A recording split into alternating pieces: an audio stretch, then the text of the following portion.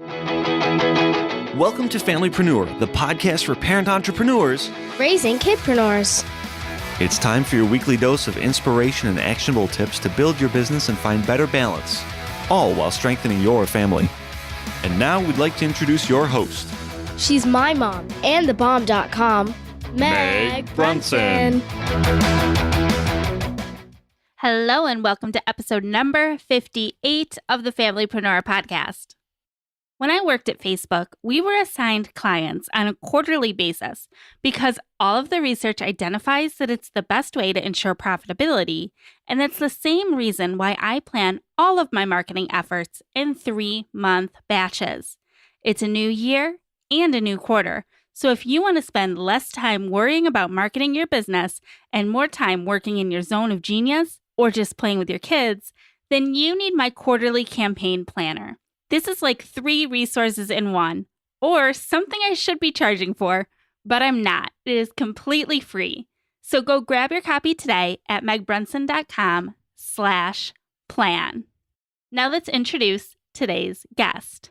She is an administrative systems strategist and often referred to as an operations goddess by her clients, who specializes in creating, implementing, and managing administrative systems that help streamline businesses, allowing them to operate both effectively and efficiently. When she's not managing her clients, you'll most likely find her playing maid, referee, and cook to her children. It's no wonder system and procedures, checklists, and deadlines are her happy place when you learn that her kids are 2, 3, 4, 5, and 8. Let's welcome the founder and CEO of Khadya's VA Solutions, Khadya Hale. Hi, Khadya. Thank you for joining me today. Thank you for having me on here. I really appreciate it. Oh, I'm so excited to talk to you. We connected, a few weeks ago? It seems like a lifetime ago, to be honest. But right. And I loved, you shared bits and pieces of your story with me, and it's unlike any journey or any story of a person that I've actually met, that I actually know. And I think I instantly told you, you have to share the story on my podcast. You did. So I'm really excited that you're here. And I'd love to hear, where do we even start, right? So let's start as close to the beginning as possible, I guess. Essentially, growing up, the thought of being an entrepreneur was never in my brain. Like starting my own business, that wasn't something that real people did, that was like for superheroes, it just wasn't something that I ever thought that I would say, my name is Khadya and I'm an entrepreneur. I own my own business. That's not something I ever thought in my life would be a journey, a road for me. And, I joined the Marine Corps. I was convinced that I was going to spend the rest of my life in the Marine Corps and it was going to be great. I was going to be like 40, 50 and they were going to push me out. And that was going to be life. And as you know, the best laid plans, they they never turn out to be what you expect them to be. So I ended up leaving the Marine Corps. I did my 8 years and I got out of the Marine Corps. And eventually I ended up homeless. Not too long actually after the Marine Corps, maybe about a year after I ended up homeless. And that was kind of where I started my journey into entrepreneurship. At that time I don't want to say a year, it was actually more than a year because I had 3 additional kids. So, when I did end up homeless, I realized that I really had to do something different. I was 9 months pregnant with my 5th child, and childcare is a killer, you guys. Childcare is a beast. So, and at that time, I would have had, once my 5th child was born, I would have had 4 kids in childcare, like in daycare, not school age, but in daycare. Mm. So that's a lot of money. That was a lot of money. Pretty much I was making money just to give it to rent and childcare. Like nothing was going home in my pocket. So what were you doing at that time to make money? What did your job look like? Yeah, so I was actually employed by the city of Charlotte. I made good money. So it's not like I was, just like scraping pennies with some poor job. I had a really good job in local government with the city of Charlotte. I worked in the city mayor's office for a time. So, the job was good. Just kept popping out babies. I mean, if I'm being honest, I just kept having babies. They're addicting. Until they start talking. Yours are pretty close together. So I feel like they hadn't started talking yet. And you were like, oh, I could do this. Like, yeah, I got this. I mean, they're easy. Yeah. But I did have a good job with the city, and I became homeless while I was still working with the city. It was poor planning. I made poor choices as far as male relationships go. So I made poor choices. It happens. It does. In the interest of transparency, I gave someone my money, and that was it. They just took it and ran with it. Took it all and ran with it, pretty much. So. Poor choices, myself to blame. But anyways, I was still working while I was in the homeless shelter. I would send my kids to the center and go to work, pick them up, and go straight back to the homeless shelter. That was our life for a good 3 months. And then come January, it was getting around time for my youngest to be born. I really had to think about things. I really had to think about whether I wanted to continue this life where I was never getting ahead. Like, I was never putting anything in savings. At that point, I realized I was never going to I had to make a drastic change if I was ever going to actually be able to pocket some money. I had to do something. So I had two simultaneous thoughts. The first one was I was going to have to leave my job. I know that probably makes sense. You're like, why would you leave your job? That's the only source of income. Right. Well, I had a backup plan. So here's what I knew. I knew that as a veteran, I could go to school for free. I knew that my schooling would be covered. But in addition to that, I knew that the Marine Corps would pay me what's called a housing allowance. And I knew that since I was in a homeless shelter and I had no housing, I could just put that money into starting my business. So that's what I did. I used the monthly housing allowance. Once I enrolled in school, I used that to buy my laptop, buy, all this stuff, all these necessary tools that I needed to run my business, my virtual assistant business. And that was essentially where the money came from. That's how I got started.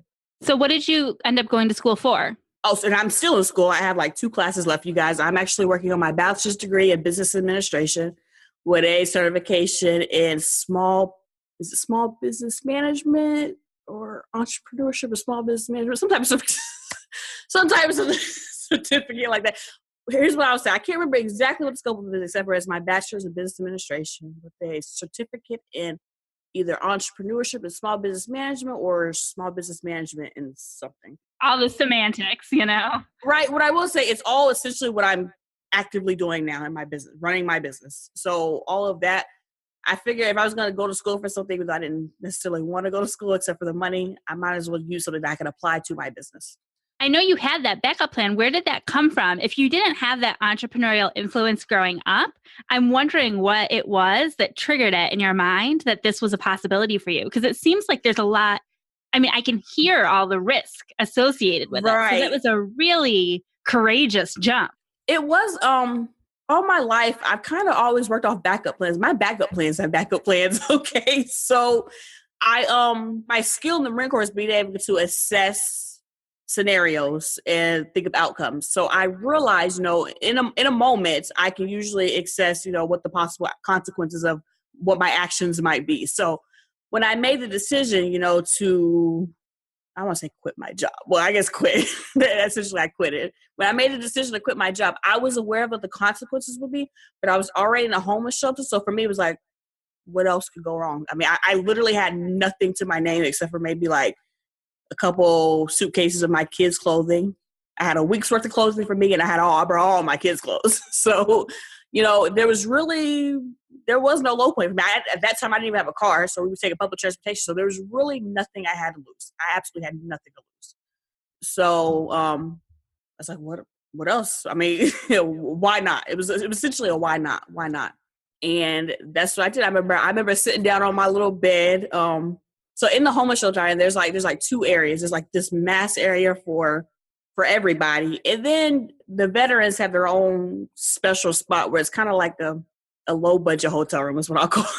It's what I'll call it. We have our own little, we get a little more private area. So I remember when I finally got my little private area, I sat down on my bed.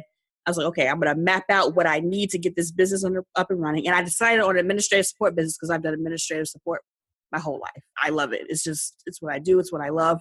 And I'm like, well, yeah, I can do this. I started looking at, I figured out the term for that. I could do a virtual assistant business. I'm like, oh yeah, I could do that. Okay. So, I made a list. I still got my list to this day of like the plan I made and the deadlines I set for myself. But, I made that list. I wrote down the max amount of cost of what it would take for me to start my business. And then, I just made a plan for like deadlines. I set myself deadlines and I made sure I stuck to those deadlines. I made a deadline to be out of the homeless shelter by the time at that time, I guess he was like, my oldest was 5 maybe. But by the time his next birthday come, which was August 20th, I was like, by August 20th of 2016, yes, I'm newly not homeless.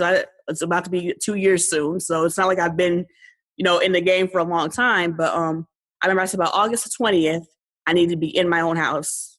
By August 6th, I had moved into my own apartment. I was able to pay 2 years rent up front. So I still haven't, right now, I still haven't had to pay rent since I've been here. So 2 years rent up front? Yeah, up front. Where did that come from? What's that? I was able to save my money from the VA for the school and the monthly housing allowance. But in addition to that, I also received the Pell Grant. And that was useful because the Marine Corps was already paying for my school. Like I had no out-of-cost expenses at the time. So I saved the Pell Grant. And then I used that Pell Grant actually to go to an event in New York. There was an event in New York I was invited to on Facebook. And it was hosted by the Red Elephant Group. And I went to that event. It cost me, I went to that event with, it was like $9 to my name. I couldn't even pay the babysitter to watch my kids overnight, but she was like, go. She's like, I will watch them go and we will work it out later. That's what she said. And I went there with maybe it was $10 to my name. And I went to this event. It was called the Slater Success Coaching. And I left that event with a client. I got my first client there. And then in addition to getting my first client there, the host of the event, her name was Ivy Slater. She gave everyone who paid for the event, she gave them all refunds. So, everyone got a refund check. So I remember. That's unheard of. Like I said, going there with maybe it was $10, and then coming back with whatever, I don't want to do the math, you guys, whatever $296 plus $10 is. So, $306? So I came back with $306 and I just gave it all to the babysitter. I remember I was like, here you go. This is what I have for you. I was like, I had no idea how I was going to pay her. I had no idea how I was even going to, pay for the plane. It just worked itself out. Like I was able to sign my first client for the first month. She paid. I was working like pennies on the dollar. Then I wasn't working for too much, but she paid me 6 months in advance. No, when she signed that contract, she paid me 6 months in advance. And then from there, she just introduced me to so many other people that I really just kept getting clients. Like I had to do no actual marketing for myself. So she just kept sending me clients and then they send me clients. And then next thing you know, I had a full-scale business, I guess you could say. And you were out of the shelter and into an apartment? Out of shelter, into the apartment. And it was a struggle for a while. I remember when I moved here, because I'm in the same apartment that I was in, I had no furniture, no anything. And then I went to go look at furniture so I could make a plan, because that's what, like I said, I plan everything, you guys. I don't just up and on a whim and do stuff. I went to the Value City Furniture. I remember I was like, okay, well, my kids need beds first. I listed a priority of what was needed. I had nothing on the list for me. It was literally like all stuff for the kids, stuff for the kitchen. There was like nothing on my list. And I went to the Value City. I was like, this is what I need. Can I get like prices of things? And I got to talking with a guy. He was a former veteran. And I was upfront. I told my situation. I was like, we're moving into our first home from being homeless and we need like some cheap stuff. Tell me why they put furniture in my whole house for free. Like what? No cost, no nothing, no joke. Like my kids got bunk beds and I wasn't even looking for stuff for me. I wasn't even looking for like a bed or anything. I was going to sleep on the floor. I was fully prepared to sleep on the floor. But I'm talking about they fully furnitured this whole place. It was, I don't know how to think about it. I was so blessed. I would say that. Because that's not what I was expecting. I was expecting to lay out a plan and like budget this and buy like one piece at a time. And this gentleman, they took care of it all. It was really phenomenal. It was really something I wasn't expecting. That is amazing. I have goosebumps. It was really like, nice people like that didn't exist in my world. It seems like, even talking about it now, it seems like that happened to somebody else. Like that was somebody else's experience. Right. Like that's something you see on those like cute little Facebook video stories. Right. You're like, yeah, right. That doesn't really happen, but it really does happen. I was very blessed, and it was a challenging road. I'm not gonna say it was like all ups and downs. Like it was just like positive stuff happened after. It wasn't like that. It was ups and downs. There were times where I just wanted to, sit in a homeless shelter and just cry, like, oh my gosh, am I gonna do it? Am I gonna make it? But a lot of people ask me, well, how did you do it? How did you keep pushing through? And there's no big grand reason. For me, it was just really just looking at my kids piled into one bed and thinking they can't live like this. This is not acceptable. For me, it was not acceptable. It was a combination of that, looking at it was not acceptable, and then looking at the surroundings of the mentality of the other people in the shelter. And I will say that the mentality of the other people in the shelter is a real, it can really get you down. Some people are content to be where they're at. For me, that was not acceptable for me. So I just looked at that surrounding and realized what I did not want for my life, and that I want something different for my kids. And I stuck it out. Did I cry about it? I don't want to curse. Yes, I did occasionally cry about it. Once my kids were asleep, they never saw me cry about it, but I did definitely occasionally cry about it, and I was like, Khadya, suck it up. Crying is not going to help. And you made a plan. Exactly. I made it. Like, all this stems from a plan. Like, I wrote this plan down and I followed my plan to a T, So I'm curious if you could lay out some advice for people on planning. Like, do you have tips for that? I feel like you took a really bad situation that would debilitate, I think, many people. I can't even fathom being in that situation, and I don't know how I would react. Because the truth is, like, nothing is known. Right. Some unknown force could come in tomorrow and any of us could be in the same position that you were in. Right. Anything can happen. Or, it might be something lesser, like something not as life-changing, not as traumatic, but something as simple as recently I was in a car accident. And then 3 weeks later, I was in a second one. I was hit both times, and you feel like life is stacked against you. But instead of getting down, you have to stay positive. You make that plan. You fit in 5 doctor appointments a week because you know that you need them to get better. What are your tips for setting those to-do lists and then holding yourself accountable? So here's what I'll say. It's easy to make a list of, yes, it's easy to say, I'm going to do this, I'm going to do that, I'm going to do such and such. It is so easy for us to say that. But for me, at the core of it was, I had to believe that I could accomplish it. And I had to also remember why I wanted to accomplish it. Like, for me, the why was the most important, because my why was my kids. I knew that regardless of whatever, my kids deserve to be in a better living situation. That for me was my why. Every time I thought I was getting down, it was getting too hard, I wanted to cry, I wanted to give up, I had to remember, you're not doing this for you. Like, for me, and your why could be anything. I mean, it may not be anything like kids. Maybe you just, if it's passionate enough for you, maybe making money is your passion. I mean, I'm going to say it's not my passion because I do love making money. But for me, my kids are my passion. They're my soul why. They're why I do anything in my life. And every time I got down with making my plan, I really just thought about them. Like, it was like, okay, Khadya, so example, the marketing aspect, even to this day, is a struggle for me. I do not like promoting myself. Now, I can go promote somebody else like it's nobody's business. I can. But for myself, I'm a behind the scenes type of person. So, there was times I was like, okay, Khadya, do you really want to go talk to this person? Like, when I went to that event, I didn't want to talk to anybody. I was content to just be in a corner. I listened to all these amazing people tell their stories and how they were making 6 or 7 figure businesses and dream. I was just content to do that. I was okay with that. And then I remember thinking, okay, Khadya, you actually have to go make conversations with people. Otherwise, you're never going to get a client. You're never going to do that. And when I talked to this person who became my first client, I didn't go with the intent for her to be a client. I actually heard her, I was eavesdropping, but in my little corner where I did a lot of watching and listening and observing, I heard she had an issue. And I was like, well, you could, I pulled her aside just a little bit later towards the end of the event. I said, oh, I heard you say that you had this issue. And, if you do this, this, and this, it shouldn't be an issue anymore. And she was like, that's awesome. I never thought of that. I'm like, yeah, well, there you go, And I remember she was like, well, what do you do? And I clammed up. I'm not going to say it was like some amazing speech. I was like, I told her what I did, and the sun opened up, and it was like, oh.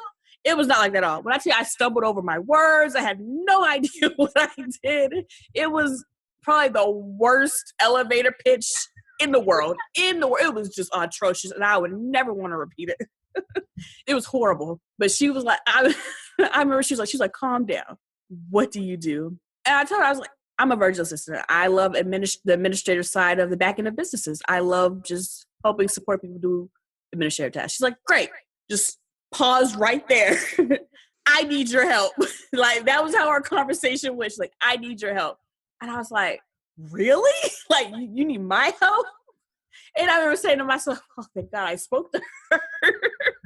That was the first light at the end of the tunnel, as far as the planning. But if I hadn't remembered my why, like why I was doing this, like for my kids, I can't guarantee I would have followed through that conversation. I probably would have left with nothing. I probably, except for hopes and dreams. I'd have left with hopes and dreams, which don't feed mouths, you guys. So hopes and dreams do not feed mouths. I love it. And I like that story illustrates too the whole concept of you have to be willing to just leap and take an imperfect action. Even if the time's not right, your elevator speech, you didn't have it down. I didn't. But you didn't run away when she asked you what you did. You fumbled and you spit something out, and it was messy and ugly, or right. It wasn't polished. But you also led with value, and that's another really important thing, right? Like right. With any marketing, is people don't want to be sold to; they want to be helped. So you helped her, and it left enough of an impression that your elevator pitch didn't have to be polished. Right. And that's, I will say, the one thing I have learned throughout this whole experience is, for the longest time, I was waiting for, disclaimer, I didn't just wake up one day and say I wanted to own a virtual assistant business. While I was homeless and living in a home, I did think, maybe I want to freelance and earn some extra money on the side. How can I do that? So that it wasn't like I just woke up, I was at home and said, oh my gosh, let me start my own business. It wasn't like that. I originally had the idea of freelancing just to earn some extra cash. Sure. And I say that to say that I put off the idea of freelancing for so long, because I was like, I wanted it to be perfect. I just needed to I needed to just be awesome, phenomenal, amazing. And what I learned from this whole experience, this whole journey, is that it doesn't have to be perfect. It does not have to be perfect. You will find somebody who needs what you have to offer, whether it's perfect or not. So don't let perfection really hold you back from starting your journey. Okay. If you're waiting for perfection before you start your journey, you're not going to get anywhere. You're not going to get anywhere at all. And I learned that the hard way. I probably could have avoided the homeless situation. Actually, no, I'm going to backtrack because only because if I hadn't been homeless, I would have been content to just do like some freelancing. I don't think I would have thought that I could actually make money with my own business from home. I don't think, maybe it would have, who knows? But in my mind right now, I just don't see that I would have taken that leap to start my own business. And I see that a lot with people. Like, I interview a lot of people, and for a lot of entrepreneurs, there's that one pivotal moment and it's usually like a health scare, right, or in your case, I believe potentially being homeless, like a moment where you feel like you hit rock bottom, and that's when it hits you that you have to be that superhero that you referenced earlier. Entrepreneurship didn't just happen. That was the superheroes. And you have to hit rock bottom before you get that motivation to put on the cape. And I agree. No, a lot of people ask me, like, if you could do it all over again, I would do it the same way. Would I be homeless again?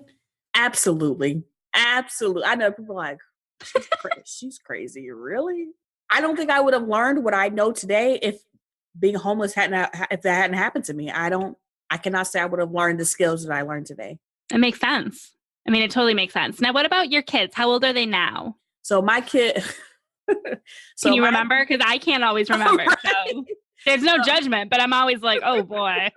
All right. So going from youngest to oldest, now they're like, how many kids does she have? Well, my youngest is 2. I have a 2-year-old, a 3-year-old, a 4-year-old, a 5-year-old, and an 8-year-old. So yes, ladies and gentlemen, I have one spaced out, one out there in left field, and the other 4 back to back.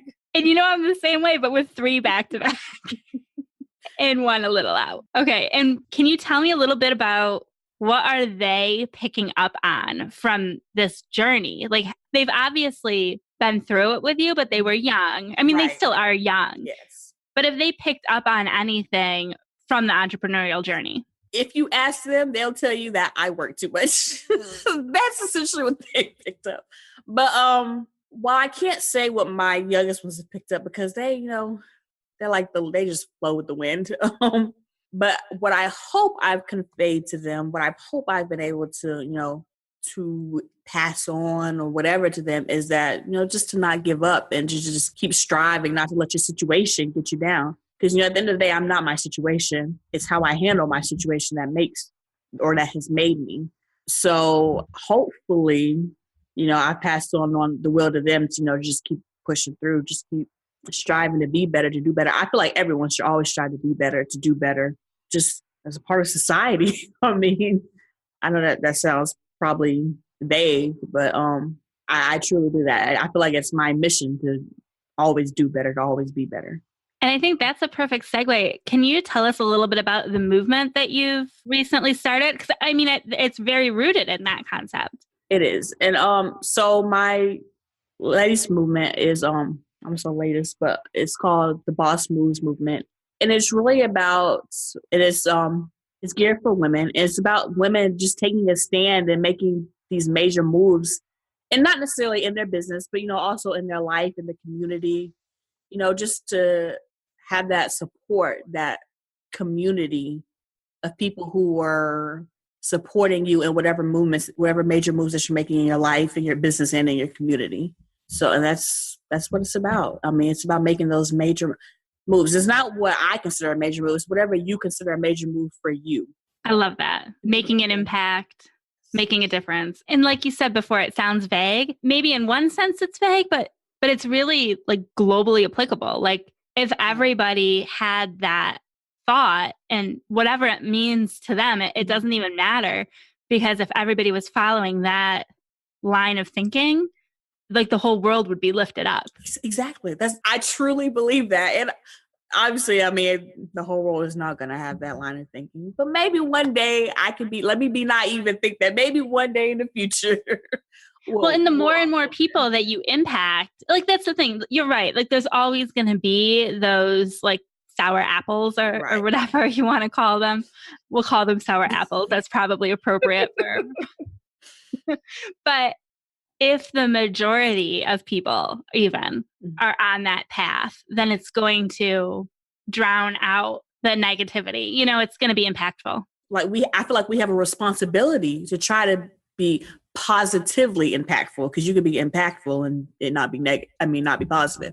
But I do feel like each of us have our own responsibility to bring some type of positive impact to, even if it's just our community, that's okay. If it's one person being impactful to community, then let's do it. I'm all for it. Let's promote it. Let's support them. Well, I love everything that you're doing. I think that you are pushing that mission forward, and I'm so grateful for you sharing that story. I'm sure I'm not the only one that's going to have goosebumps throughout this half hour or so.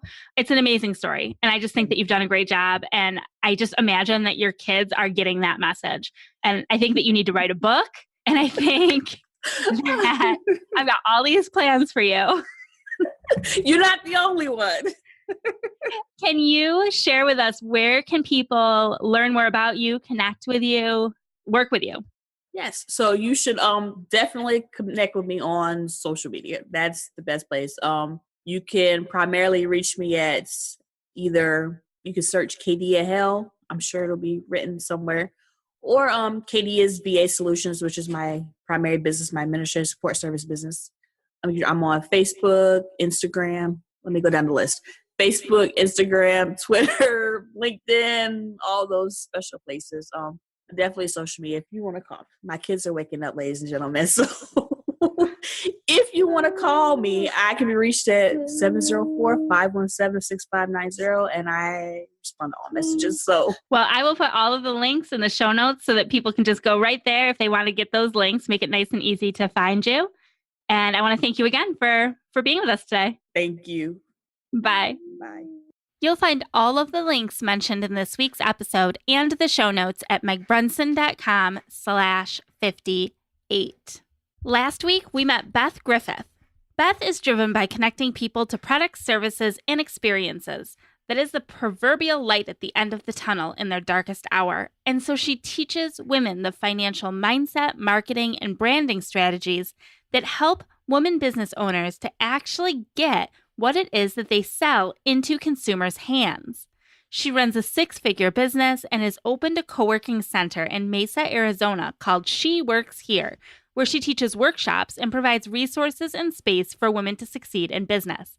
I love the discussion that we had about the science behind money mindset issues. Definitely go back and give that episode a listen.